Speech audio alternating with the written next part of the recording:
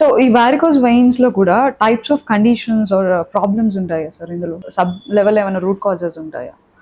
కొన్నిసార్లు నార్మల్ వాళ్ళకి రాకపో రెగ్యులర్గా వచ్చేది ప్రైమరీ వ్యారికోస్ వెయిన్స్ అంట. కొన్ని సెకండరీ వ్యారికోస్ వెయిన్స్ అంటే కొన్ని కారణాలు మీరు చెప్పినట్టు, లైక్ ప్రీవియస్ డీవీటీ అంటే రక్తనాళం గడ్డకట్టు ఉండడం వాళ్ళలో, ఇంకా కొన్ని ఇతర సర్జరీస్ అయ్యి వెయిన్ యొక్క డ్యామేజ్ అయిన వాళ్ళలో, వీళ్ళందరి వల్ల కూడా మనకి ఈ వ్యారికోస్ వెయిన్స్ వస్తాయి. Apart from normal varicose veins ఎవరికి వస్తాయంటే మనకి ఎక్కువసేపు నుంచున్న, లేకపోతే ప్రెగ్నెన్సీలో జెనెటికల్ ప్రీపోర్డ్ అంటే ఫెమిలియల్ గా వాళ్ళకి వ్యారికోస్ వెయిన్స్ ఉన్న వాళ్ళకి ప్రైమరీగా వస్తాయి.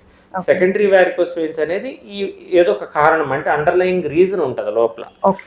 మన వాస్కులర్ సెంటర్ మనకి చిరంజీవి హాస్పిటల్లో ఒక ప్రత్యేకత ఏంటంటే ఎందుకు మనం ఇంత బెస్ట్ వాస్కులర్ సెంటర్ కింద మనం ఉన్నామంటే ఆ కారణాలు కూడా మనం గుర్తిస్తాం. మళ్ళీ మళ్ళీ రాకుండా ఆ కారణాలు కూడా మనం మారుస్తాం. లోపల డీవీటీ ఉన్నట్టయితే దానికి డీవీటీ ట్రీట్మెంట్ చేసుకుంటాం, దానికి ఏమైనా అవసరం అయితే స్టంట్ వేసుకుంటాము, లేకపోతే ఆ రక్త ప్రసరణ పెంచడము, అవి చేసుకుంటూనే వారికోస్ వెయిన్స్ ట్రీట్మెంట్ ఇస్తాం. సో దానివల్ల మనకి ఆ ప్రాబ్లం అనేది మళ్ళీ మళ్ళీ కూడా రాకుండా ఉంటుంది. ఒకవేళ మనం ప్రాబ్లమ్ ని కరెక్ట్ గా ఐడెంటిఫై చేయలేకపోతే మళ్ళీ మళ్ళీ వచ్చే ఛాన్సెస్ ఉన్నాయా?